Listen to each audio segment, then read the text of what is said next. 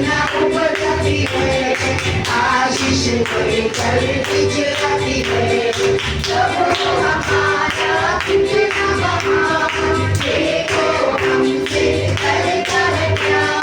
प्रभु हमारा कितना महान, देखो हमसे करता है प्यार।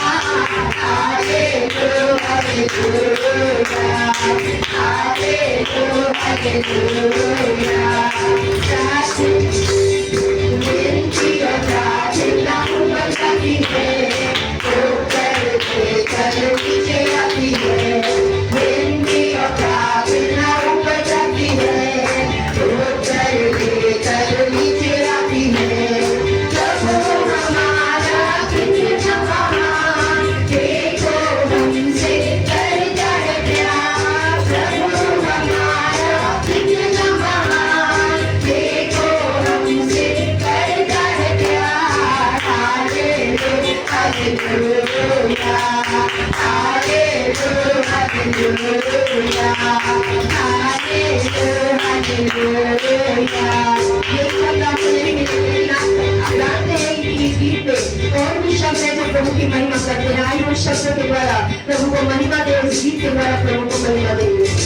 देखो अंधेरा छाता है, यीशु मसीह जल्दी आता है। देखो अंधेरा छाता है, यीशु मसीह जल्दी आता है। देखो अंधेरा छाता है, यीशु मसीह जल्दी आता है। प्रभु नाम से तुमको बिना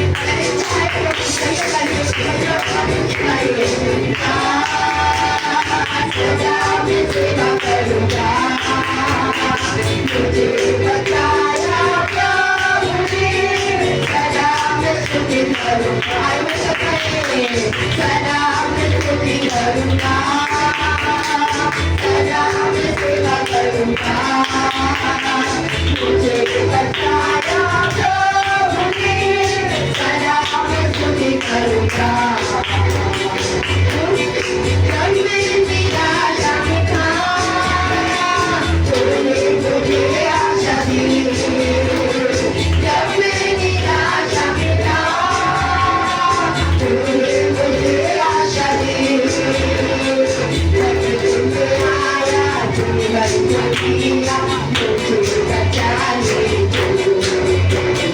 प्रकृति से आया जीवन को दिया मुझे बचा ले सदा मैं तुझे करूँगा सदा मैं सेवा करूँगा मुझे बचाया मुझे सदा मैं तुझे करूँगा वो सदा मैं तुझे करूँगा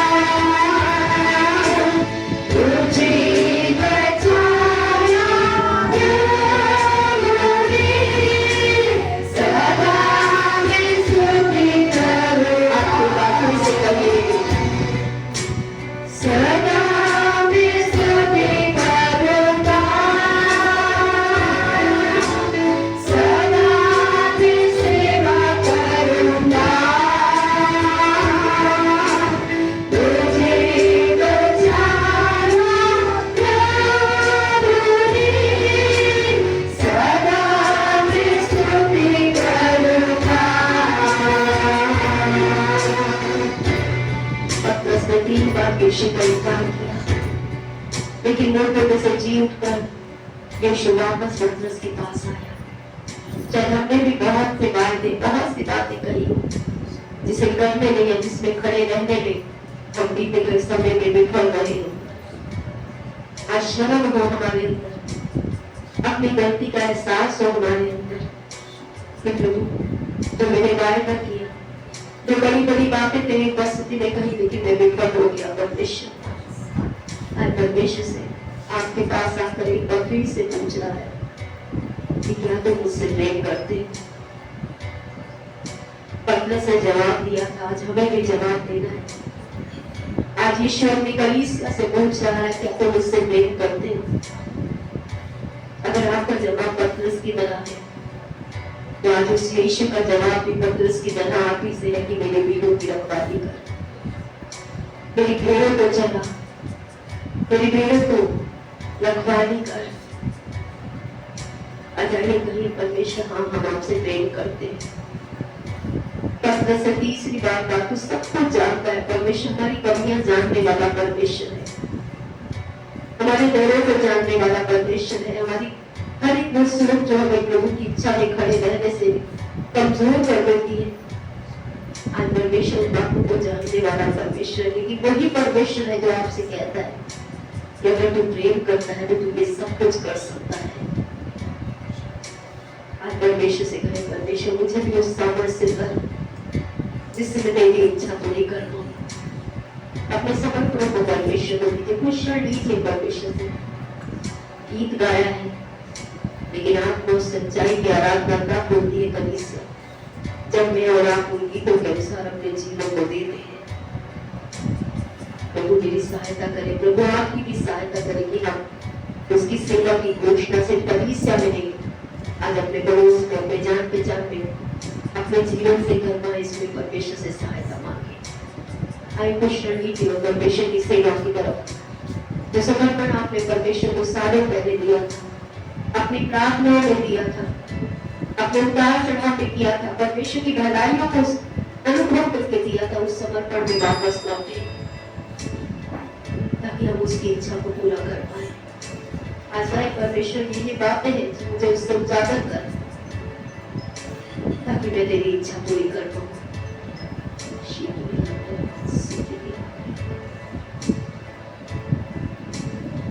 कई बार लोगों को रास्ता नहीं दिखा, लेकिन जब उन्होंने परमेश्वर को पुकारा, परमेश्वर ने उन्हें रास्ता दिखाया।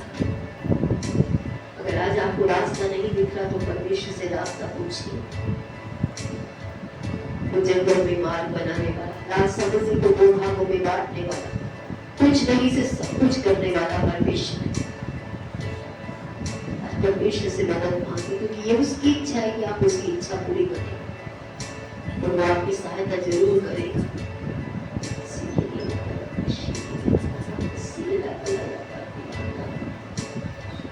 सीखे तेरे अंदर शीला लगा बाबा बलि अंदर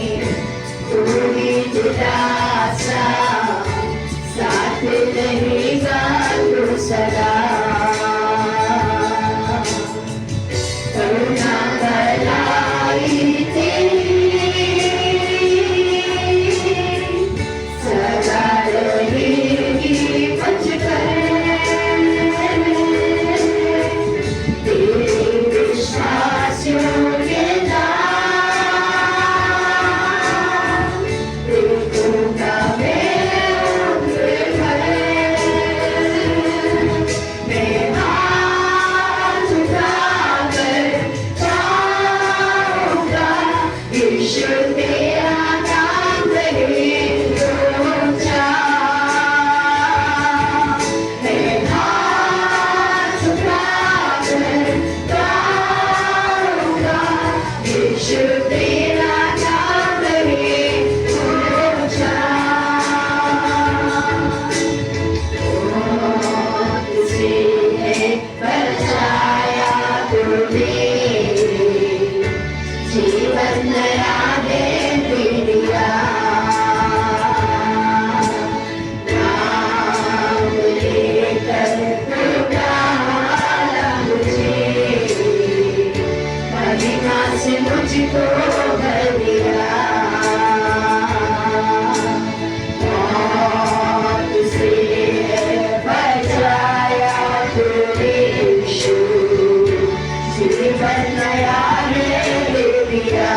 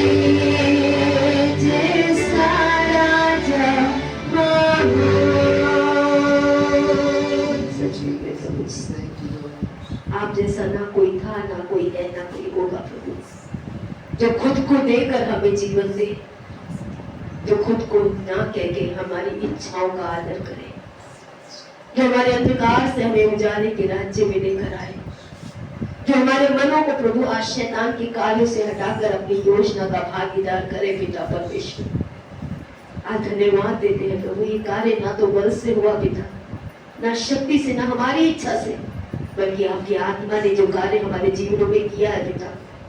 आज उस पवित्र आत्मा के कार्य का धन्यवाद देते हैं परमेश्वर पिता, और विनती करते पवित्र आत्मा आइए आज अपने कार्य को हमारे जीवनों में और कीजिए पिता परमेश्वर।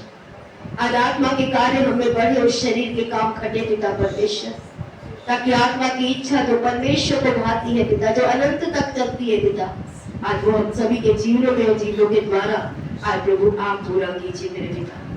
धन्यवाद के साथ प्रभु मैं अपने आप को उपस्थित हर एक जीवन को, चाहे ऑफलाइन या ऑनलाइन, फेसबुक, यूट्यूब के माध्यम से इस समय या आने वाले समय में हमारे साथ जुड़कर प्रभु आज आपकी महिमा में बढ़ेंगे पिता। उस सभी को प्रभु आज आपकी आत्मा की भरी पूरी का अनुभव लेने के लिए आपसे मदद और सहायता मांगते पिता। धन्यवाद देते हैं प्रभु जी, समय को अनुग्रह के हाथों में सौंपते हुए प्रार्थना यीशु मसीह के नाम से मांगते हैं, आमीन। एक बार फिर से विक्ट्री फैमिली सेंटर कलीसिया में हम आप सभी लोगों का स्वागत करते हैं इस समय पर। आइए इस समय आगे बढ़ने से पहले हम दानों के लिए अपने मनों को तैयार करेंगे, क्योंकि बाइबल का परमेश्वर जब भजन संहिता कहता है तो कहता है थैंक्स एंड गिविंग, धन्यवाद के साथ में देना जब जुड़ जाता है तो आराधना क्या हो जाती है, कंप्लीट हो जाती है। बिना दिए आराधना पूरी नहीं होती। तो आइए अपने हाथों को बढ़ाएंगे, अपने विश्वास प्रतिज्ञा, अपने दान दशमेंशों के द्वारा, जैसा प्रभु का वचन कहता है कि ऐसा करके मुझे परखो कि मैं स्वर्ग के झरोखे खोलकर अपरंपार आशीष की बारिश करता हूँ कि नहीं। तो आइए अपने दानों को, अपने दशमांशों को, अपने विश्वास भेंटों को परमेश्वर के आगे लाते हुए हम प्रार्थना के साथ में, आराधना के साथ में हम इस भेंट को देंगे। मैं वेरोनिका प्रार्थना में अगुवाई करेंगे इस समय।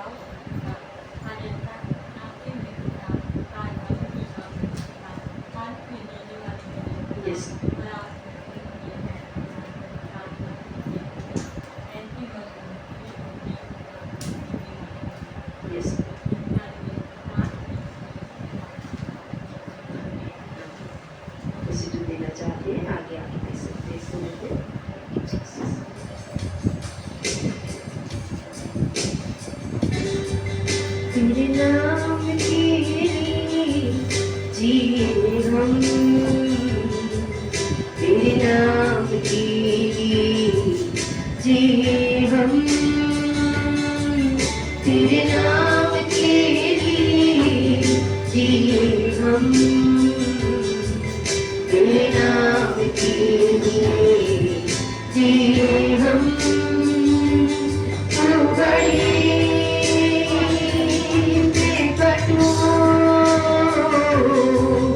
मेरे जीवन से महिमा तुझे मिले, तू बड़ी मैं कटूं, मेरे जीवन से महिमा तुझे मिले। सुखियों के बीच में विराजमान प्रभु, तू बड़ी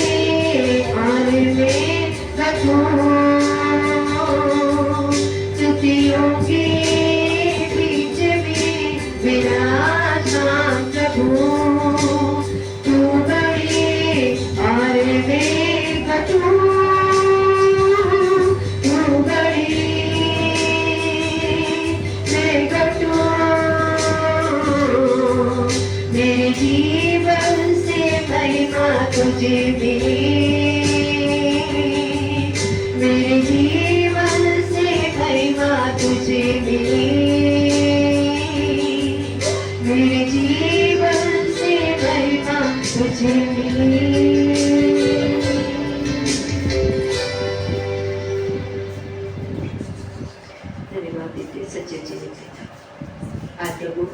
यहाँ भी आपके नाम को महिमा दे पिता परमेश्वर। आज जितनों ने प्रभु आपके घर की जरूरत को पूरा करने के लिए अपने हाथों को बढ़ाया है पिता, आज विनती करते पवित्र प्रभु यीशु, आज आपके हाथ में उन घरों की जरूरतों की पूर्ति के लिए पिता, उनके नौकरी बिजनेस जो कुछ करते हैं प्रभु उस पे आशीष देने के लिए प्रभु, उन्हें आगे बढ़ने के लिए प्रभु जी आप आशीषित कीजिए पिता परमेश्वर।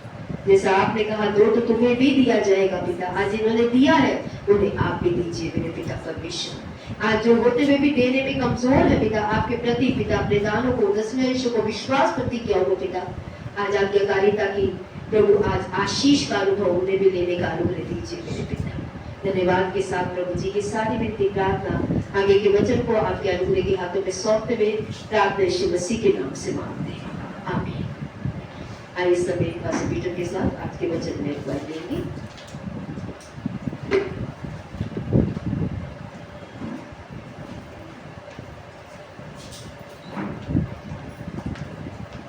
प्रेज़ द लॉर्ड, परमेश्वर की स्तुति हो।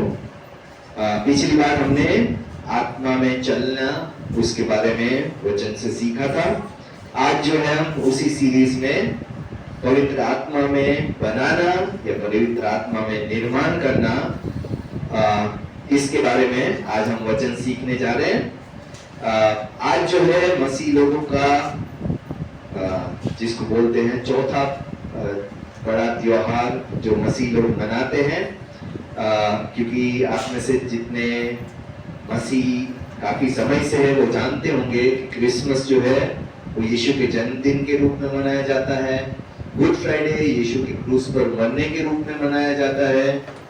ईस्टर जो है वो यीशु के मरे हुए से जी उठने के रूप में मनाया जाता है।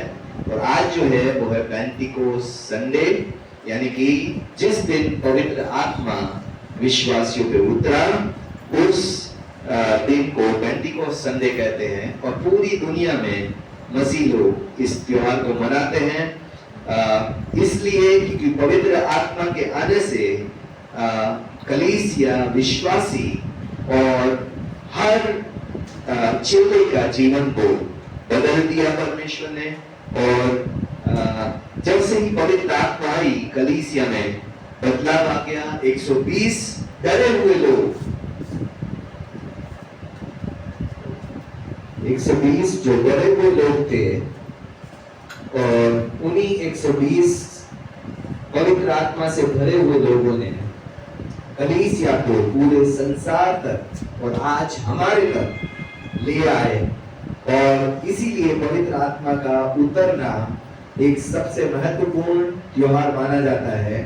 और आज हम पवित्र आत्मा के उतरने के बारे में और बेहतर रूप से समझने वाले बनेंगे। और उसमें हम देखेंगे कि शुरुआत से ही परमेश्वर और मनुष्य की बनाना अलग अलग रहा है। उत्पत्ति 11 अध्याय में अगर हम देखें तो मनुष्यों ने मिलकर एक चीज बनाने की शुरुआत की जिसको परमेश्वर ने बिखेर दिया। आइए हम उत्पत्ति 11 अध्याय 1 से लेकर 8 वचन पढ़ेंगे और इसमें हम देखेंगे उत्पत्ति 11 अध्याय में, उत्पत्ति 11 अध्याय और उसका 1 से लेकर 8 वचन तक हम पढ़ने जा रहे हैं। पूरी धरती पर एक ही भाषा थी और एक ही बोली थी। जब वे पूरब की ओर जा रहे थे तो उन्हें शिनार देश में एक मैदान मिला और वे वहीं रहने लगे।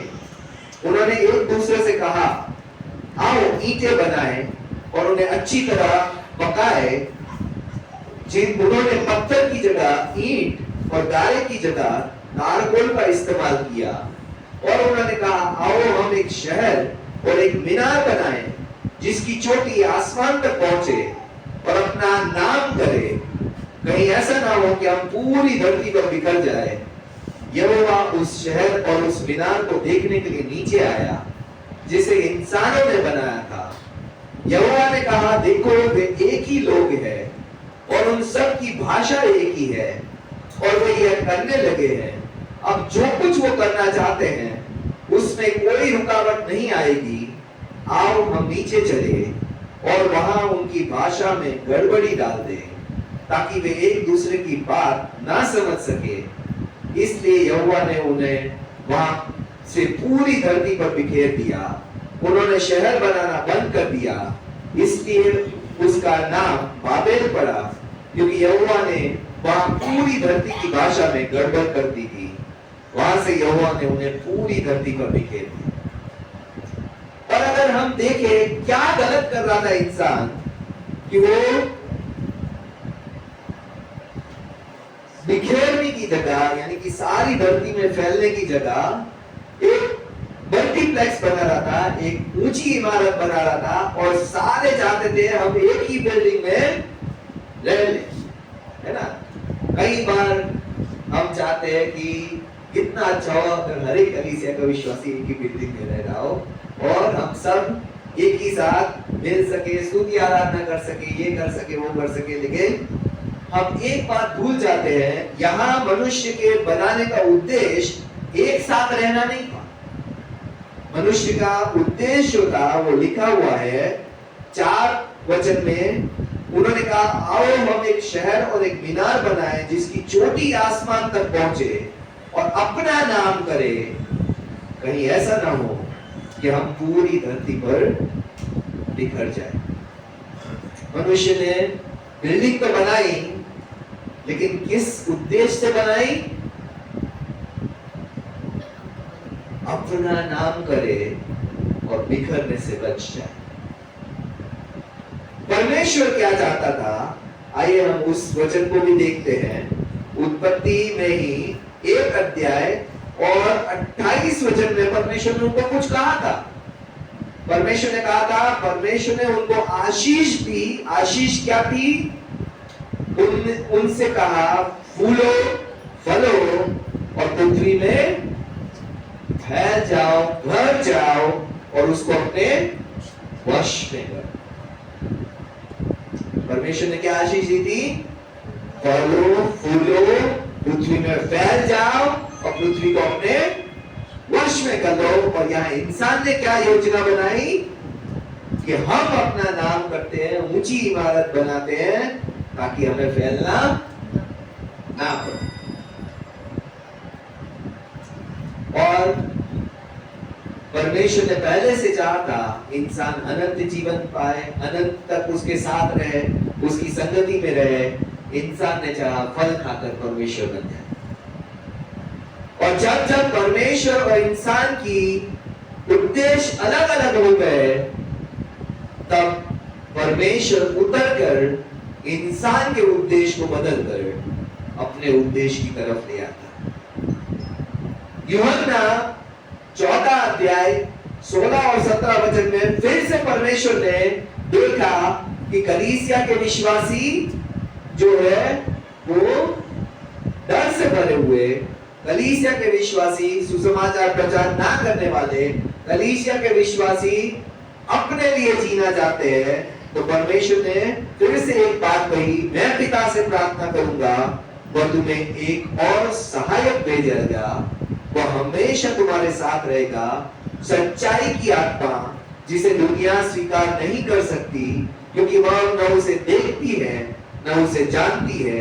तुम उसे जानते हो क्योंकि वह तुम्हारे साथ रहता है और वह तुम्हारे अंदर रहेगा। मैंने ये बात तुमसे कही है जब मैं तुम्हारे साथ रहता था।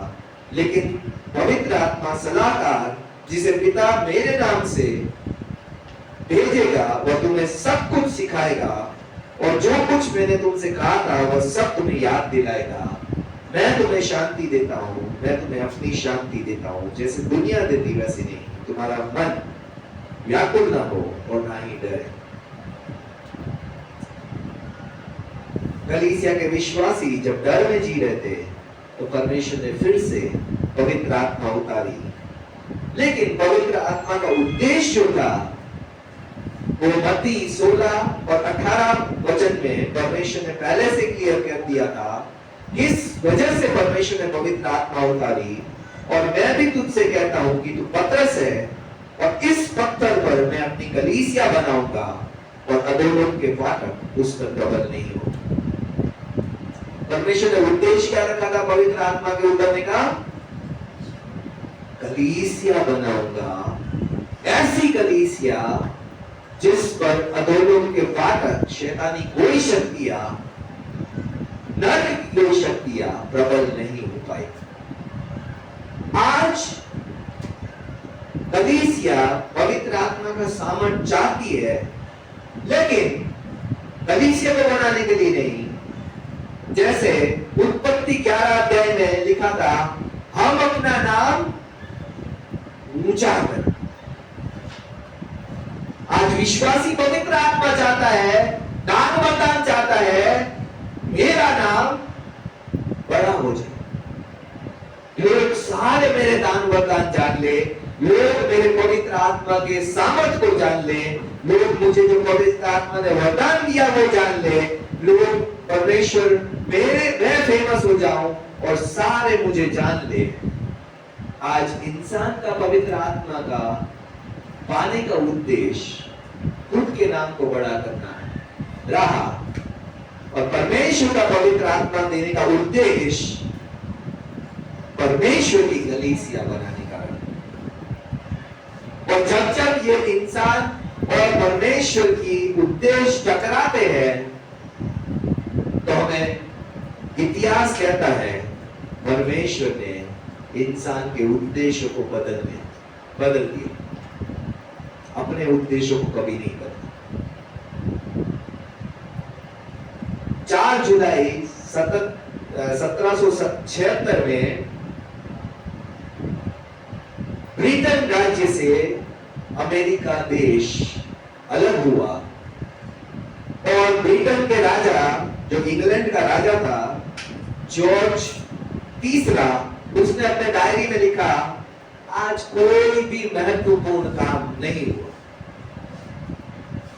ठीक है, उसने क्या लिखा, जिस दिन अमेरिका ब्रिटेन से अलग हो गया, उस दिन उसके राजा ने कहा, आज कोई इंपॉर्टेंट काम नहीं हुआ। और आज संसार जानता है सबसे ताकतवर देश अमेरिका बन चुका। आज अगर उस ब्रिटेन के राजा को पूछा जाए कि तू क्या पागल था जो उस दिन को नहीं देख पाया, उस बात को नहीं समझ पाया कि एक देश जो तेरे देश से ताकतवर है वो तुझसे अलग हो रहा है। पेंटिकोस के दिन भी, पवित्र आत्मा के उतरने के दिन भी, पवित्र आत्मा जब उतरा और 120 चेले पवित्र आत्मा से भर गए, एक भी इतिहासकार ने उसे अपने इतिहास की पुस्तक में नहीं लिखा कि आज ये हुआ और ये महत्वपूर्ण था। 120 चेले साधारण स्त्री पुरुष, जिसमें से कुछ मछुआरे थे, कुछ हाउसवाइफ थी, कुछ जो थे टैक्स कलेक्टर थे, कुछ किसान थे, और कुछ जो थे वो सिंपल मेड यानी कि गुलाम थे।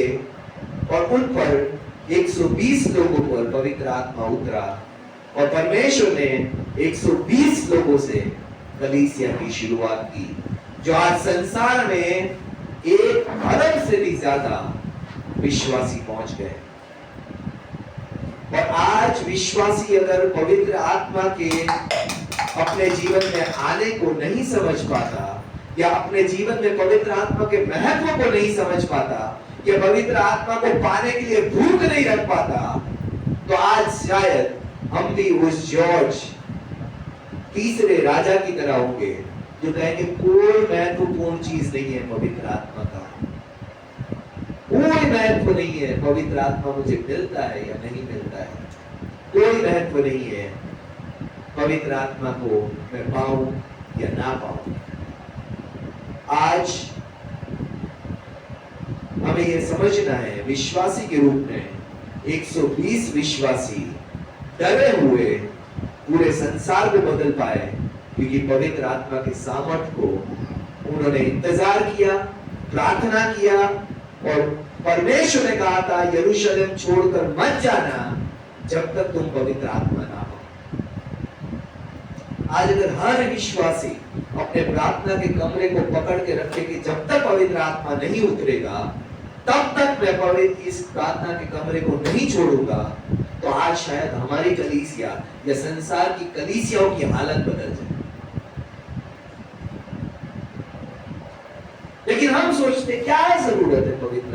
मेरा लाइफ तो चल रहा है, आत्मिक रूप से मैं चल रहा हूँ, विश्वास कर रहा हूँ, परमेश्वर आशीष दे रहा है, दान दशमांश दे रहा हूँ, सेवा कर रहा हूँ, काफी है। लेकिन पवित्र आत्मा का काम परमेश्वर की कलीसिया को, परमेश्वर के घर को बनाना है। आज शायद हम अपने आप को फेमस करना चाहते हैं, आज हम पवित्र परमेश्वर के घर को छोड़कर कुछ भी बनाने का फैसला कर सकते हैं। आज हम अपना कैरियर को बनाने का फैसला कर सकते हैं, आज हम अपनी नौकरियों को बनाने का फैसला कर सकते हैं, आज हम अपनी प्रॉपर्टी को बनाने का फैसला कर सकते हैं, आज हम अपने बैंक बैलेंस को बनाने का फैसला कर सकते हैं, आज हम अपने बच्चों के भविष्य को बनाने का फैसला कर सकते हैं। लेकिन जब भी इंसान का उद्देश्य परमेश्वर के उद्देश्य से टकराता है तो हमें ये बात याद रखनी है, परमेश्वर हमारे उद्देश्य को तोड़ेगा और अपने उद्देश्य को पूरा करेगा। आज हम क्या बना रहे हैं सिर्फ हम जानते हैं, हम क्या बनाने के लिए सुबह से शाम भागते रहते हैं वो हम सिर्फ जानते हैं। क्या वो परमेश्वर की कलीसिया है या नहीं? अगर नहीं है तो एक दिन आएगा जब परमेश्वर जो हम बना रहे हैं वो तोड़ेगा और हमें वहां लाएगा जहां वो बनाना चाहते हैं। परमेश्वर ने भाषा में गड़बड़ी इसलिए डाली थी कि इंसान वो बना रहा था जो परमेश्वर की इच्छा के विरोध में, सिर्फ अपना नाम करने के लिए, सिर्फ अपने आप को ऊंचा उठाने के लिए। आज हम किस लिए सुबह से शाम काम कर रहे हैं? आज हमें अपने उद्देश्यों को जांचना बहुत जरूरी है। 120 चेलों ने 50 दिन तक प्रार्थना के कमरे को नहीं छोड़ा और 50वें दिन पे पवित्र आत्मा उतरा और उस 50 दिन का हिसाब किसी ने नहीं रखा कि 50 दिन इन्होंने वेस्ट कर दिए।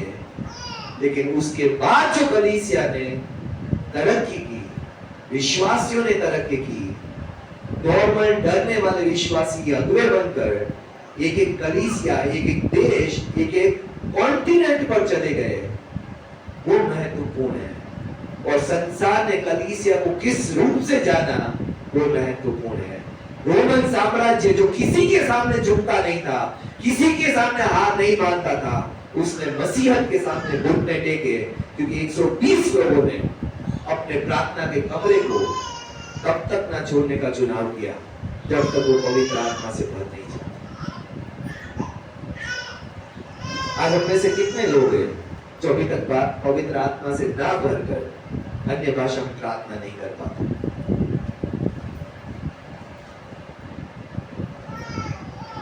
हाथ ऊपर उठाइए। शर्म की बात नहीं है, इसमें कोई शर्माने वाली बात नहीं। क्या हमें जरूरी लगता है पवित्र आत्मा का हमारे जीवन में आना? या जिस तरीके का हम विश्वासी जीवन जी रहे हैं उसी तरह हम बाकी का जीवन निभाना चाहते हैं? ये हमें अपने आप से पूछना है और अपने आप को ही जवाब देना है। क्या हम अपने विश्वासी जीवन से संतुष्ट हैं? Are we satisfied as a believer? क्योंकि परमेश्वर संतुष्ट नहीं है, क्योंकि परमेश्वर 120 विश्वासियों से संतुष्ट नहीं था। परमेश्वर चाहता था कि 120 जाकर 1 अरब लोगों को जीत कर लाए और उन्हें विश्वास में बनाकर कलीसिया को सामर्थ्य बनाए, कलीसिया को बढ़ाए। 120 जीवन से 1 अरब जीवन, 1 अरब का मतलब होता है, मुझे पता नहीं, आप में से पता भी है कितनों को कितने जीरो आते हैं अरब? 120 में सिर्फ 1 ही जीरो आता है। लेकिन 1 अरब विश्वासी जो आज कलीसिया जिस स्थान पे पहुंची है वो इसलिए कि विश्वासियों ने समझा मेरा लाइफ पवित्र आत्मा के बगैर अधूरा है। और आज पेंटिकोस्ट का दिन कलीसिया फिर से उस दिन को याद करती है जब वो डर से जी रही थी, जब वो बंद कमरे में जी रही थी, जब वो सोच रही थी कि वो खत्म हो जाएंगे, वो उसको कोई आगे बढ़ाने की आशा नहीं थी, उनको कोई विश्वास नहीं था कि परमेश्वर क्या करने जा रहा है, क्योंकि उन्होंने पवित्र आत्मा के द्वारा परमेश्वर को जाना ही नहीं था। आज परमेश्वर का वचन क्या कहता है? परमेश्वर क्या है? शरीर है? परमेश्वर आत्मा है, और जितने उसकी आराधना करना चाहते हैं वो कैसे आराधना करेंगे? आत्मा से और सच्चाई से। अगर आप आत्मा है और मैं शरीर हूं तो मैं कभी शरीर से आप तक पहुंच ही नहीं पाऊंगा। मुझे पवित्र आत्मा चाहिए ताकि मैं परमेश्वर को टच कर सकूं, परमेश्वर को कनेक्ट कर सकूं या परमेश्वर से जुड़ सकूं। अगर मुझे मेरे मोबाइल के ब्लूटूथ को कंप्यूटर के ब्लूटूथ से जोड़ना है तो दोनों में ब्लूटूथ होना जरूरी है। आज मैं ये क्यों नहीं समझ पा रहा हूं कि अगर मुझ में आत्मा नहीं है तो परमेश्वर जो आत्मा है उससे मैं जुड़ भी नहीं पाऊंगा। आशीषें लेना या परमेश्वर की बातें सुनना, परमेश्वर की इच्छा जानना या परमेश्वर की इच्छा पूरी करना, ये तो बहुत बड़ी बात है।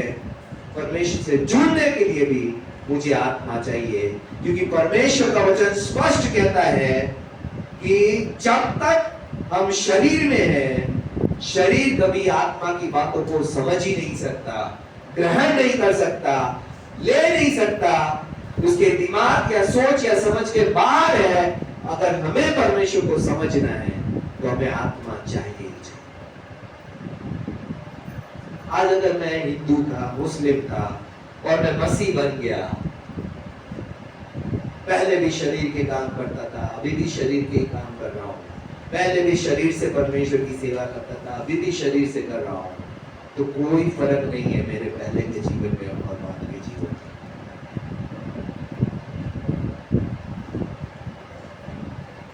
आज जब तक विश्वासी लोग आत्मा के महत्व को नहीं समझते, वो परमेश्वर की बातों को समझने के लिए विफल है, फेलियर है। जैसे पहले स्टैंडर्ड के बच्चे को कॉलेज में बिठा दिया और वो सोच रहा है ये सब क्या चल रहा है, मुझे तो कुछ समझ में नहीं आ रहा है, क्योंकि उसका लेवल ही नहीं है सोचने का कि जो पढ़ा रहे हैं और उसका लेवल, दोनों में जमीन आसमान का फर्क। आज विश्वासी लोग परमेश्वर की बातें, परमेश्वर के वचन क्यों नहीं समझ पा रहे?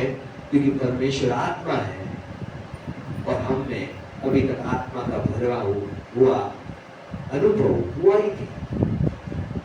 आज क्यों मैं परमेश्वर जो कहता है वो समझने में विफल रहता हूं?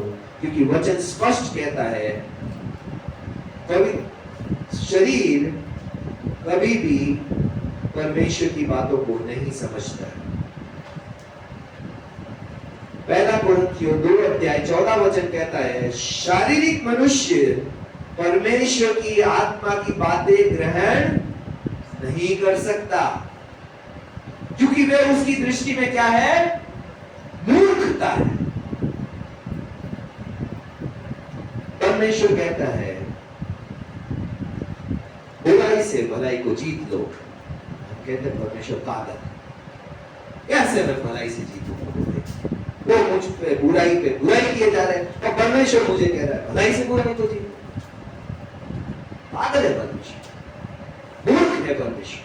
परमेश्वर कहता है एक गाल पे थप्पड़ मारे दूसरा गाल पे लो। ऐसा कैसा परमेश्वर है?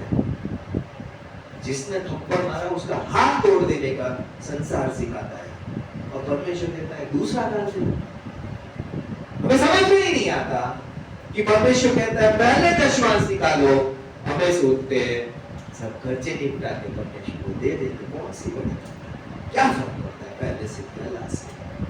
क्योंकि हम समझ ही नहीं पाते जो परमेश्वर बोलता है वो आत्मा की चीज है, और हमारा शरीर परमेश्वर की बातें समझ ही नहीं पाता। और जब तक समझ नहीं आती तब तक परमेश्वर का वचन कहता है हम उस कठोर भूमि की तरह है जहां बीज तो डाले गए लेकिन शैतान ने आकर सता करके लेके चला गया, क्योंकि पता है इसकी समझ की बाहर की बात है, इसको समझ ही नहीं आ रहा है परमेश्वर उसे क्या बोल रहा है और उसे क्या करना है।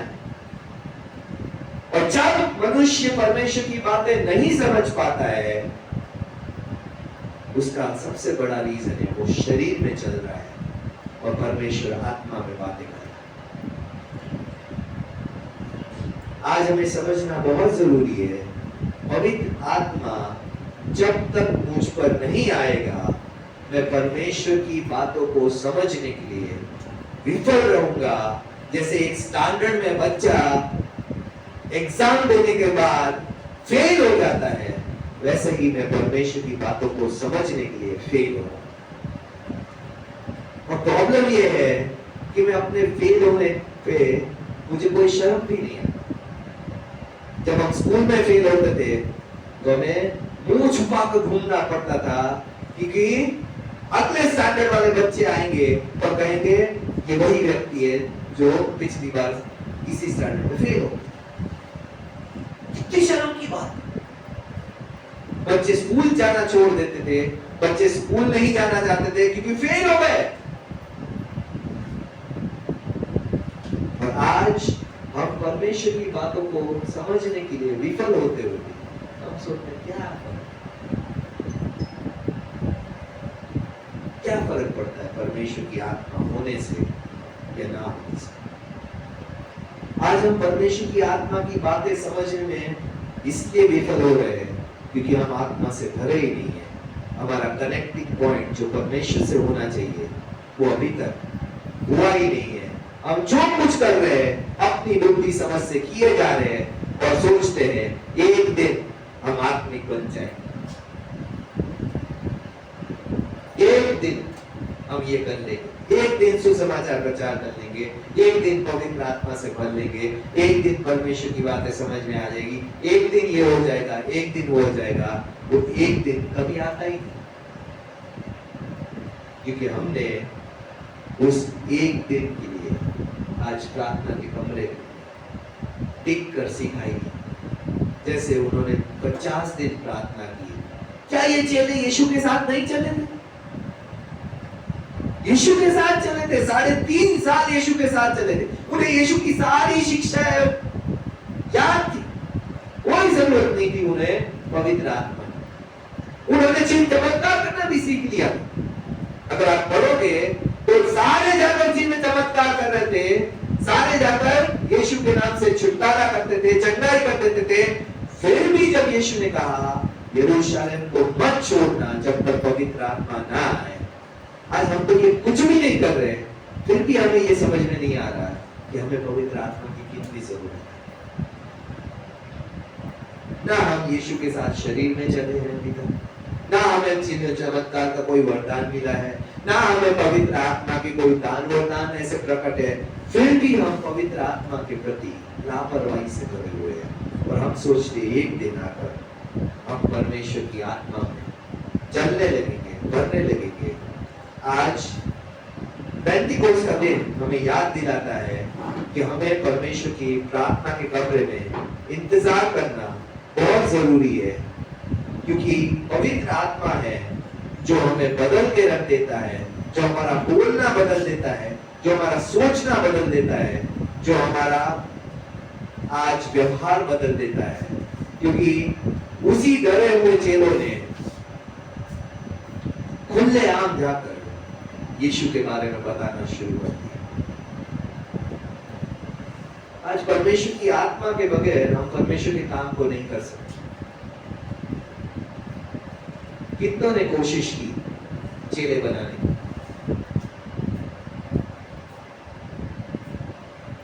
क्या हम सफल रहे?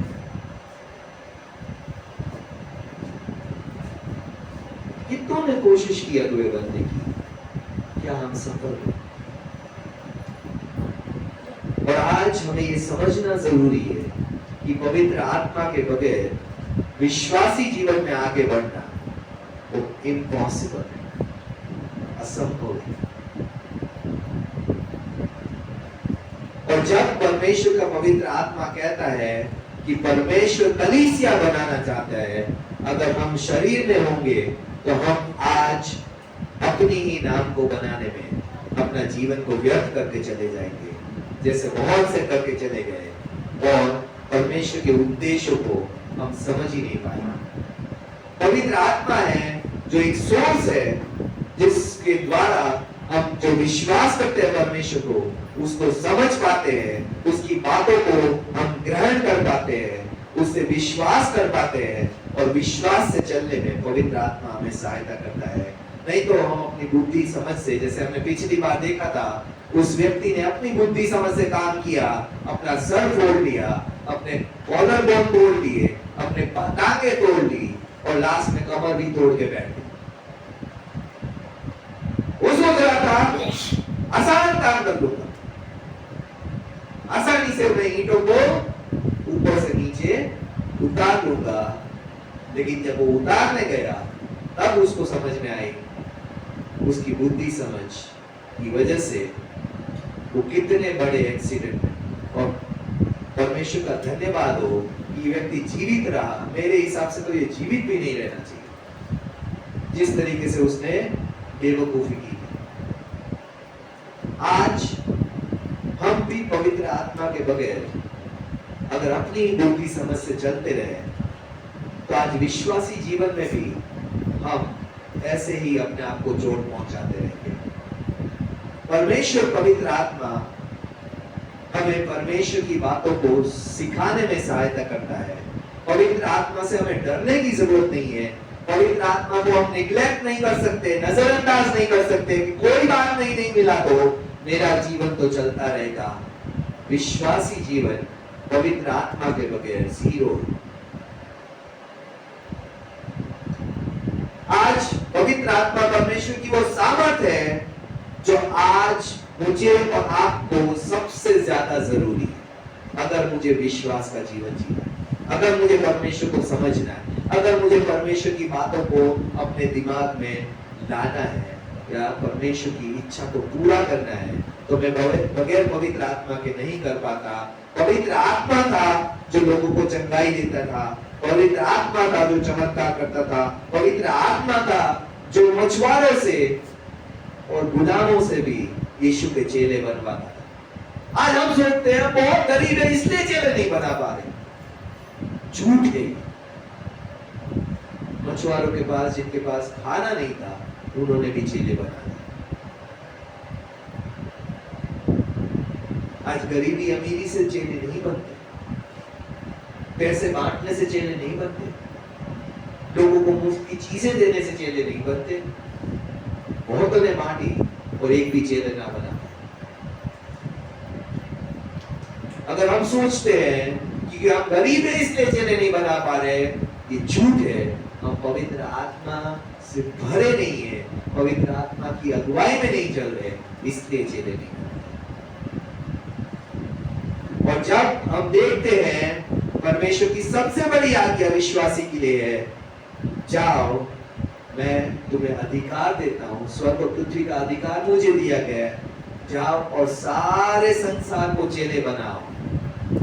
इसका मतलब है परमेश्वर जानता है कि अगर हम पवित्र आत्मा से भरकर जाएंगे तो चेले बनेंगे।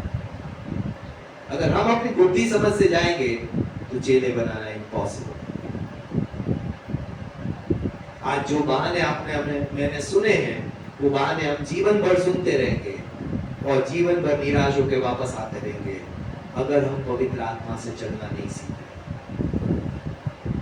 आज पवित्र आत्मा है जो नई सृष्टि बना देता है।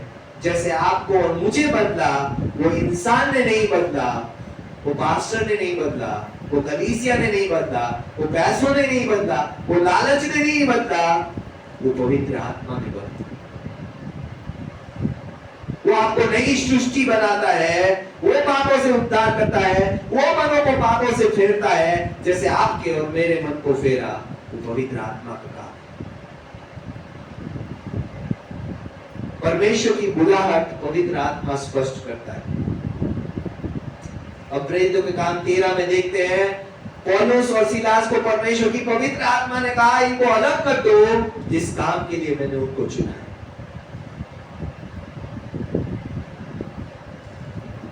आज कईयों को परमेश्वर ने बुलाया, एक भी परमेश्वर की बुलाहट पे नहीं चलना चाहता, क्योंकि अभी तक पवित्र आत्मा से भरा ही नहीं है कि बुलाहट को समझे और जाने कि परमेश्वर की बुलाहट संसार में काम करने से कितनी ऊंची है।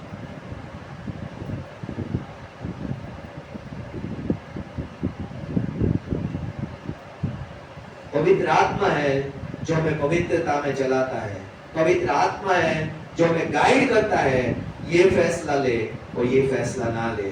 पवित्र आत्मा है जो हमें सच्चाई में चलना सिखाता है, क्योंकि संसार तो आज दिखावे में ही चल रहा है। वो दिखाओ जो तुम्हारे पास है नहीं, ताकि सारे इंप्रेस होकर आज तुम्हारा सम्मान करें। पवित्र आत्मा है जो प्रेम करना सिखाता है, क्योंकि संसार में तो स्वार्थ और दूसरों का फायदा उठाना ही चलता है। पवित्र आत्मा है जो हमें समर्पण करना सिखाता है, क्योंकि संसार को सिखाता है मुफ्त में किसी के लिए काम ना करो। क्या मैं झूठ कह रहा हूं? पवित्र आत्मा है जो हमें रिश्ते निभाना सिखाता है, क्योंकि आज रिश्ते तोड़ना संसार की कॉमन ट्रेंड हो गई। आज लोग रिश्ते ऐसे तोड़ते हैं जैसे कि 3 टाइम रोटी तोड़ लेते हैं।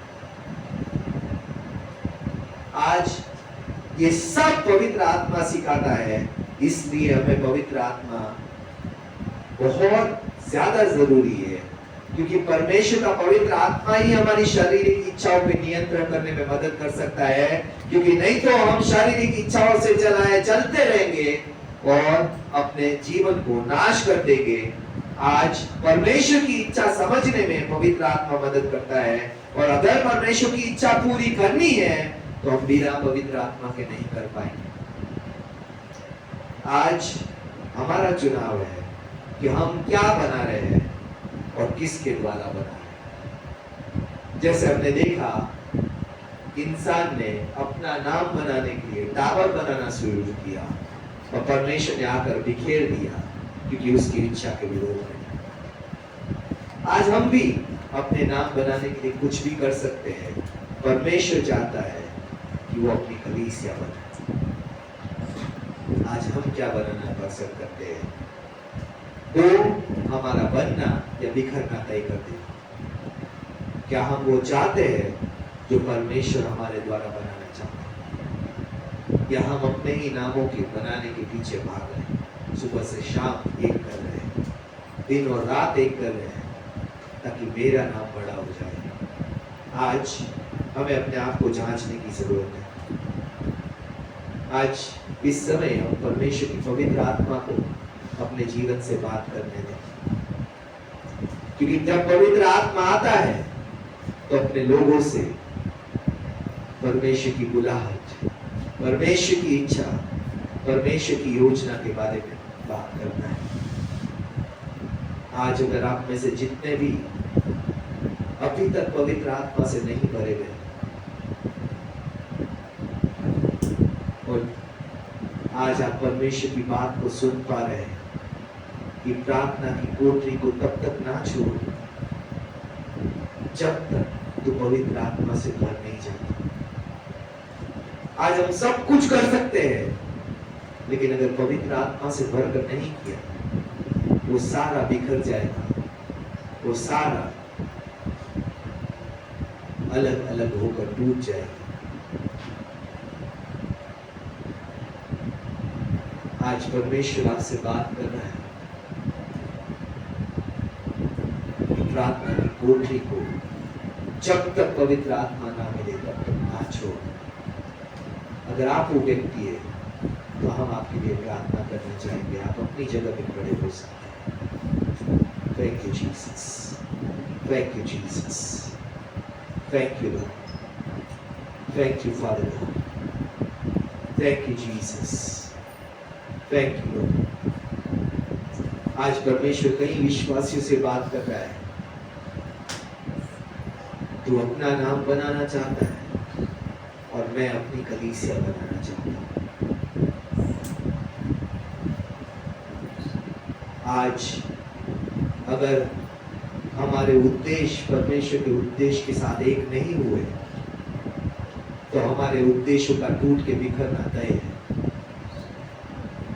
आज हम चुनाव करें कि क्या हम अपना नाम बनाना छोड़कर परमेश्वर की इच्छा जो कलीसिया बनाने की है अपने आप को उसको बनाने के लिए सौंपेंगे। अगर आप वो व्यक्ति है जिससे परमेश्वर ये बात करना है कि तू अपना नाम बनाना छोड़कर मेरी कलीसिया बना, मैं आत्मा से भरूंगा, मैं तुझे वो सामर्थ शक्ति वो सब कुछ दूंगा जो मेरी कलीसिया बनाने के लिए जरूरी है। मैं तुझे सिखाऊंगा। अगर आप वो व्यक्ति है तो इस समय अपने स्थान पे खड़े हो सकते हैं और प्रार्थना करें, परमेश्वर आज मैं अपना नाम नहीं करूँ, तेरी कलीसिया बनाने के लिए समर्पण देता। Thank you Jesus, thank you Lord, thank you Jesus। अब तक शायद आप पवित्र आत्मा को नहीं जान पाए या परमेश्वर की बातें नहीं समझ पा रहे हैं और परमेश्वर की बातें मूर्खता लगती है, क्योंकि वचन कहता है शारीरिक मनुष्य आत्मा की बातों को ग्रहण नहीं करता क्योंकि वो उसकी दृष्टि में मूर्खता है। आज परमेश्वर आपको दिखा रहा है, आपने परमेश्वर के वचन को मूर्खता समझा। परमेश्वर ने कहा स्पष्ट रूप से, फिर भी आपने उसको आज तक नहीं मानने का चुनाव किया है। परमेश्वर कहता है बिना आत्मा के शारीरिक मनुष्य आत्मा की बातें नहीं समझ पाता। अगर आप वो व्यक्ति है जो आज कहते हैं परमेश्वर ने तेरी बातें नहीं समझ पा रहा हूं, मुझे आत्मा दे परमेश्वर, तो आप अपने स्थान पे खड़े हो सकते हैं। Thank you Jesus, thank you Lord, thank you Father God, thank you Jesus, thank you Lord, thank you Father God। आइए इस समय परमेश्वर के सामने जिस जिस बातों के लिए परमेश्वर ने आपसे मुझसे बात की है उसके लिए परमेश्वर के सामने प्रार्थना करें। अपने मनों को, अपने विचारों को परमेश्वर के सामने रखें और परमेश्वर से कहें, प्रभु तूने मुझसे बात की है, आज जो तू चाहता है वो मैं करना चाहता हूँ। पास्टर आगे आएंगे और हमें प्रार्थना में आपकी अगुवाई करें। Thank you Jesus, thank you father God. आज परमेश्वर कलीसिया बनाना चाहता है। आज हम चुनाव करें, परमेश्वर जो तू बना रहा है उसमें मुझे जुड़ने में सहायता कर परमेश्वर। Thank you Lord, thank you Jesus, thank you Lord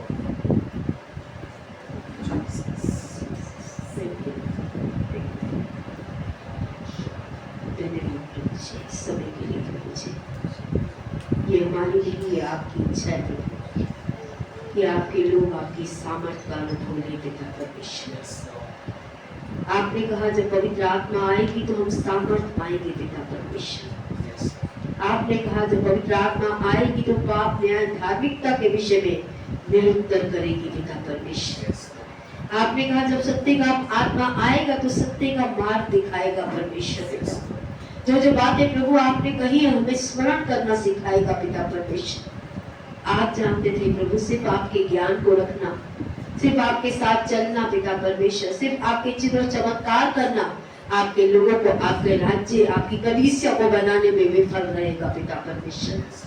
आज मैं प्रभु उपस्थित हर एक जीवन के लिए प्रभु जो अभी तक आत्मा से नहीं भरे पिता परमेश्वर, और आज चाहते हैं प्रभु कि आप उन्हें सामर्थ से भरे पिता। आज उन्हें प्रार्थना के कमरे में इंतजार करना, प्रार्थना के कमरे में प्रभु आज आपकी बाट जोना सिखाइए पिता परमेश्वर।